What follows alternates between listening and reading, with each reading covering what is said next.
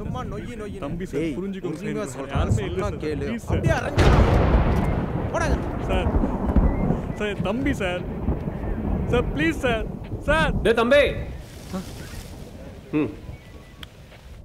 ஒரு வாழ்க்கைன்றது அவ்வளோதானே. எங்கே அவர் செத்து போயிட்டாருன்ற பயத்தில் அந்த அம்மாவும் செத்து போயிட்டாங்களேண்டா. யோசிச்சு பாரு அவங்கள எப்படிப்பட்ட வாழ்க்கை வாழ்ந்திருப்பாங்கன்னு. வாழ்ந்தால் இப்படி ஒரு வாழ்க்கை வாழணும். நிது தண்ணி குடிக்க போகிறேம்மா. என்ன பிரச்சனை? சார் சார் என் தம்பியை காணும் சார். கண்டுபிடிச்சி கொடுக்க சொன்னால் கேஸ் எடுத்துக்க முடியாதுன்னு சொல்கிறாங்க சார். எடுத்துக்க முடியாதுன்னு சொன்னாங்களா? ஆமாம் சார். நானும் டெய்லி இங்கே வரேன் சார். என்னை விட்டு அவனுக்கு வேறு யாருமே இல்லை சார்.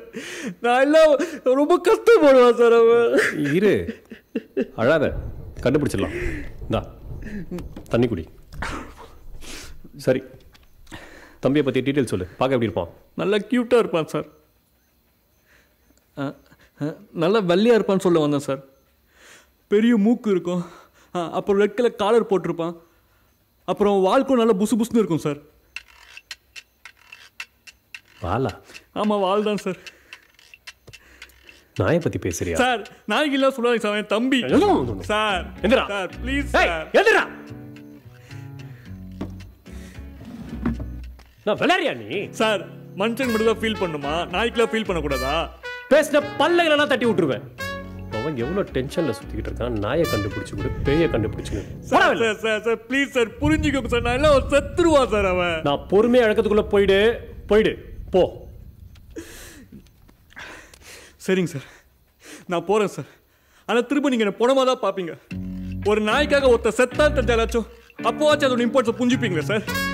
நான் ஒரேடியாக போகிறேன் சார். நான்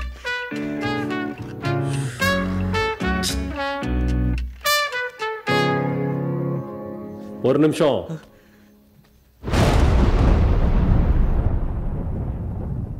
அவர் என்ன சொல்லுவார் என்று நினைக்கிறீர்கள்? யார்? ரிச்சர்ட் சாரா?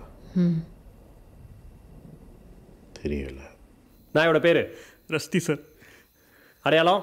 அதான் சொல்லுங்க சார், புசு புசு. எல்லா நாயோட வாழும் புசு புசு தானே இருக்கும். வேற சொல்லு. அவன் ரெட் கலர் காலரில் பிளாக் கலர் ஆட்டின் போட்டிருக்கோம் சார்.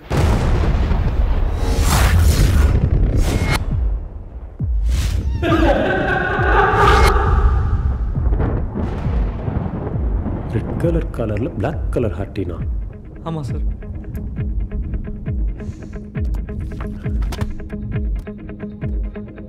கரெக்டாக சொல்லு. கடைசியாக நான் எங்கே காணாம போச்சு? கடைசியாக பீச்சில் வாக்கிங் கூட்டிகிட்டு போயிருந்தேன் சார். அங்கே தான் சார் காணாமல் போயிடுச்சு. உன் நாயோட ஃபோட்டோ இருக்கா? அவர் ஒன்றுமே சொல்லலேன்றீங்கள். அப்போ அடுத்து என்ன? அடுத்து என்னன்னு தெரியல. ஆனால் ஒன்று மட்டும் தெரியும், இனிமே எங்களோட வாழ்க்கையில் எந்த பிரச்சனையும் வராது.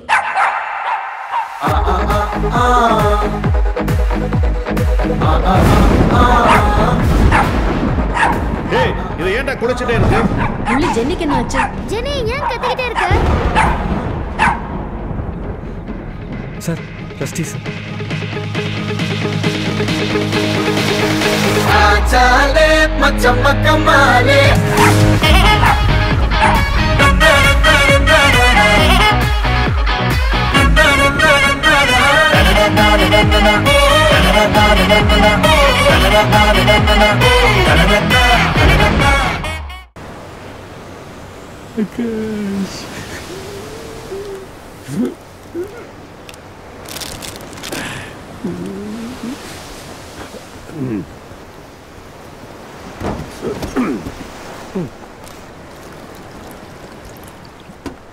போதும் ஏட்டையா, ஆல்ரெடி ஓவரா போயிட்டு பார். இல்லை யாரும் கேள்வி கேட்கக்கூடாதுன்னா பொண்டாட்டி அவங்க அம்மா வீட்டுக்கு அனுப்பிச்சிட்டு நான் இங்கே உட்காந்து குடிச்சிட்டு இருக்கேன்.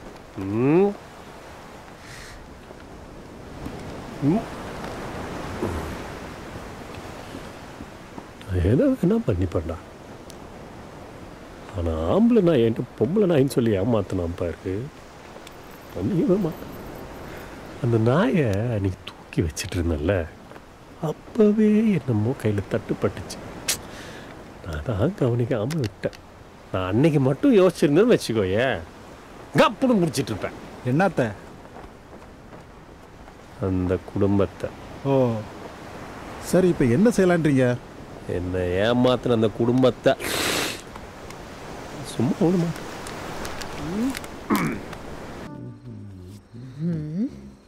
என்ன ரொம்ப சந்தோஷமா இருக்கிற மாதிரி தெரியுது. அந்த வேலை எனக்கு தான். அப்படி எவ்வளோ கான்ஃபிடென்ட்டாக சொல்கிறீங்க?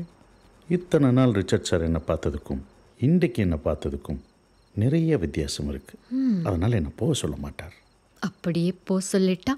அப்படியே போக சொல்லிட்டாருண்டா சந்தோஷமாக அடுத்த வேலையை தேடுவேனே தவிர கண்ணை கசக்கிட்டு நிற்க மாட்டேன்.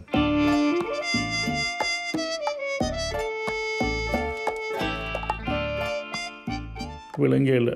7 நாள் முடிஞ்சிருச்சு. உனக்கு இங்கே வேலை இல்லை. இனிமேல் சத்தியமாக காரில் பாட்டு போட மாட்டேன். இது அதை பற்றி இல்லை. நான் காரை வேகமாக ஓட்டினேனா இல்லை வேறு யார் மேலேயா மோதினேனா? என்ன தப்பு செஞ்சேன்? உனக்கெல்லாம் காரணம் சொல்லணுங்கிற அவசியம் எனக்கு இல்லை. அப்போவே எல்லாரும் சொன்னாங்க நீங்கள் பணத்திமிர் பிடிச்ச மோசமான மனுஷன்ண்டு. நான் நம்பவே இல்லை.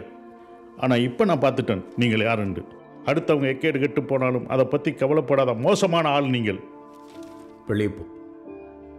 போவலியா?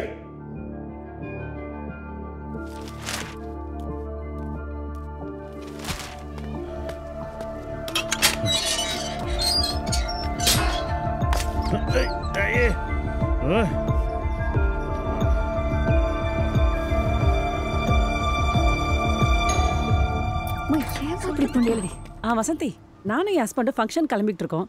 கீழே பிளம்பிங் ஒர்க் வேற போயிட்டு இருக்கு. நாங்க வர வரைக்கும் இவ்வளவு கொஞ்சம் பாத்துக்கிறியா? கண்டிப்பா அக்கா, அதுல என்ன இருக்கு, நான் பாத்துக்கிறேன்.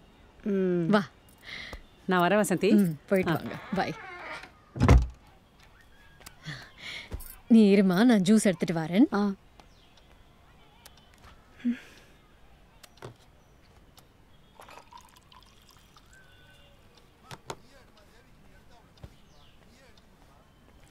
ஜூஸ்.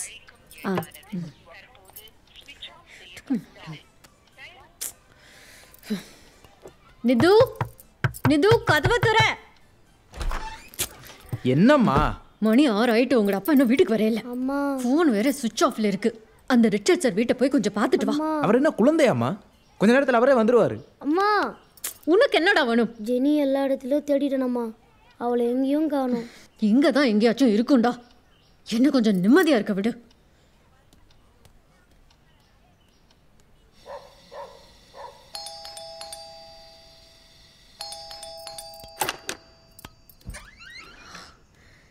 இவ்வளவு நேரம் எங்க போனீங்கள்? போன் வேற சுவிட்ச் ஆஃப்ல இருக்கு.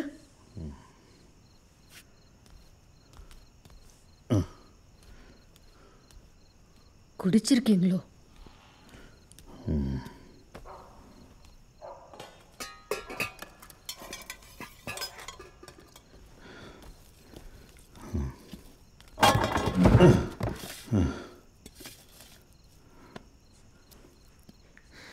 குடிச்சிருக்கீங்களோன்னு கேட்டேன். குடிச்சிருக்கேன். இனிமேல் இதை தொட மாட்டேன் என்று என் மேலே சத்தியம் பண்ணினீங்கள். உங்கள்கிட்ட தான் கேட்குறேன். என்னை வேலையை விட்டு தூக்கிட்டாங்க. போதுமா? அப்பா, அப்பா. அந்த நாயை நான் வெளியில் திரத்திட்டேன். அது திரும்ப வீட்டுக்கு வராது. தயவு செய்து கடுப்பேத்தாமல் போ.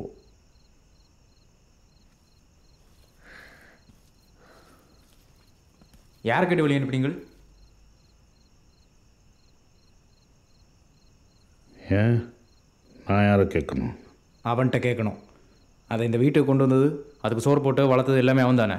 இப்போ அவன்கிட்ட நாயை தொடும்போது அவன்கிட்ட தான் கேட்கணும். அவனுக்கு பிரச்சனைன்றா அவன் தான் கேட்கணும்.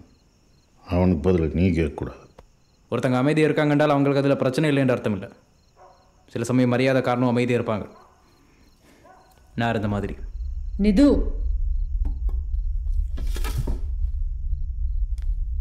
என்னடா பிரச்சனை? சொல்லு, என்ன பிரச்சனை? சொல்லுடா, என்னடா பிரச்சனை? நிது, நீ எதுவும் பேசாத, உள்ள போ. இதுதான் பிரச்சனை.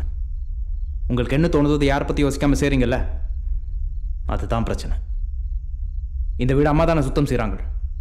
அப்போ இந்த இடத்த இப்படி குப்பையாக்கிறதுக்கு முன்னாடி அவங்கள பற்றி ஒரு வாட்டி யோசிக்கணும். ஐயோ என்ன செய்றீங்க? விடுங்க. நான் ஐயோ வேண்டாம்மா வேண்டாம். அதான் சாரே சொல்லிட்டாரு, எனக்கு யாரை பற்றி அக்கறை இல்லைண்டு. என் பொண்டாட்டியை பற்றி அக்கறை இல்லை, என் மூத்த பிள்ளைய பற்றி அக்கறை இல்லை, என் இளைய பிள்ளைய பற்றி அக்கறை இல்லை. ஏண்ட எனக்கு பொண்ணு இருக்கோ? கீழ் விட்டு பொண்ணுங்க. ஓ தப்பாக எடுத்துக்காதம்மா, மனசு ரொம்ப கஷ்டமாக இருந்துச்சா, அதான் இப்படி மதுபானத்தை போட்டுட்டு. என்னதுக்கு தேவையில்லாம ட்ராமா செய்றீங்க? ட்ராமா நான் செய்கிறேனா இல்லை நீ செய்கிறியாடா? இந்த வீட்டுக்கு வந்து ஒரு வார்த்தை கதைச்சேன், ஏன் அப்போ மேலே அவ்வளோ கோவம். அந்த பொண்ணுக்காக அப்பனே வேணாம்னு நினச்சிட்டல நீ? இல்லை நான் தெரியாமல் தான் கேட்குறேன். நீ இவ்வளோ கோவப்படுற அளவுக்கு அப்படி என்னடா செஞ்சேன்? உன்னை இங்கே கூப்பிட்டு வந்துட்டேன், அவ்வளோதானே? வேறு என்ன செஞ்சுருக்கணும்னு சொல்கிற? உன்னை அங்கேயே விட்டுட்டு நாங்கள் மட்டும் வந்திருந்தா அப்போ நீ சந்தோஷப்பட்டிருப்பியா? எங்கே உன் மனசாட்சியை தொட்டு சொல்லு. எந்த இடத்துல நீ இருந்திருந்தா உன் பிள்ளைகளை அப்படி விட்டு வந்திருப்பியா? 2 அடியை போட்டாவது கூப்பிட்டு வந்திருப்ப தானே? அதைத்தானே நானும் செய்தேன்.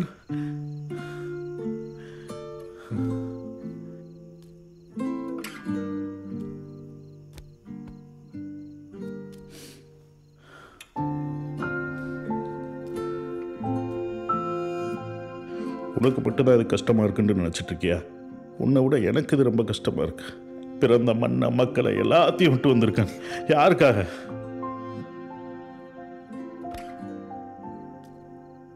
இப்போ என்ன பிரச்சனை? நான் தானே உங்களை பிரித்தேன், நானே உங்களை சேர்த்து வைக்கிறேன். எப்படி என்று எனக்கு தெரியாது, ஆனால் சேர்த்து வைப்பேன். போதுமா? உங்களால் முடியாது. அவளுக்கு கல்யாணம் ஆயிடுச்சு, இன்றைக்கு காலம். என்னடா சொல்கிறேன் இது?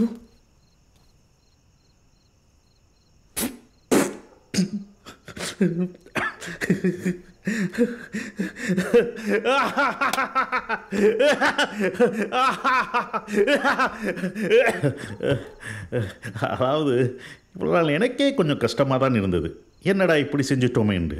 ஆனால் இப்போ சுத்தமாக இல்லை. ஏன்னா நாங்கள் இங்கே வந்து ஒரு 10-15 நாள் இருக்குமா? ஏண்டா வந்த 15 நாளே ஒன்றை மறந்துட்டு அவள் கல்யாணமே செய்துட்டு போயிட்டாளடா. போய் இவளுக்காவா நீ ஃபீல் பண்ணிட்டு இருக்க? அவ்வளவுதான். இன்னொரு வார்த்தை கதைச்சிக்கலடா, அவ்வளவுதான் உங்களுக்கு. என்னடா? என்ன இல்லை என்ன இந்த வீட்டில் நீங்கள் எதை வேணா கதைக்கலாம்னு நினச்சிட்டு இருக்கீங்களோ? எல்லாத்துக்கும் ஒரு லிமிட் இருக்கு. இதான் உங்களோட லிமிட். எந்த பர்சனல் லைஃப் பற்றி பேசுறதுக்கு நான் உங்களுக்கு எந்த ஒரு ரைட்ஸும் கொடுக்கல. இல்லை நான் தெரியாம தான் கேட்குறேன். உங்களுக்கு ஒரு பொண்ணு இருந்து அவள் காதலிக்கிறவன் சொல்லாம கொள்ளாம வேற நாட்டுக்கு ஓடி போயிட்டான்ட்டான், திரும்ப வரட்டும் என்று காத்திருப்பீங்களோ? அடியை போட்டாவது கட்டி கொடுப்பீங்களோ தானே? அதான் அவங்களுக்கு செஞ்சிருப்பாங்க.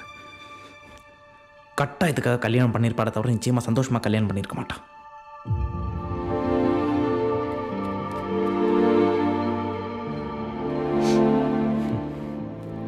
அப்புறம் நடுவில் ஏதோ சொன்னீங்களே, அவளை பிரிஞ்சதுனால தான் உங்க மேல கோபமா இருக்கேன்னுட்டு. நான் கோபமாக தான் இருக்கேன், ஆனால் அதுக்கு காரணம் அவ இல்லை. சின்ன வயசுலேருந்து நீங்கள் என்ன எவ்வளோ கஷ்டப்பட்டு வளர்த்தீங்க. உங்களுக்கு திரும்ப என்னடா செய்ய போகிறேன்னு நினச்சாலே எனக்கு அவ்வளோ கஷ்டமாக இருக்கும். பரவாயில்ல, இன்னும் கொஞ்சம் நாள் எனக்கு கேம்பஸ் இன்டர்வியூவில் எப்படியாச்சும் வேலை கிடச்சிடும், அதுக்கப்புறம் இந்த மனுஷனை உட்கார வச்சு நல்லா பார்த்துக்கலாம்ட்டு நான் காத்திருந்தப்போ நீங்கள் கூட்டிகிட்டு வந்து அது எதுவுமே நடக்க விடாமல் செஞ்சீங்க பாருங்க. அதனால தான் எனக்கு உங்கள் மேலே கோவம். நீங்கள் உழைச்சி சம்பாதிச்ச காசில் நான் படித்து வாங்குற டிகிரிக்கு இங்கே வேல்யூ நான் போச்சு பாருங்க. அதனால தான் எனக்கு உங்கள் மேலே கோவம். நீங்கள் தினம் வேலைக்கு போய் அந்த காரை தொடங்கிறது பார்க்கும்போது என்னடா நம்மளால் ஒன்றுமே பண்ண முடியாதான்னு தோணும் பாருங்க. அப்போ வரும்பா எனக்கு உங்கள் மேலே கோவம்.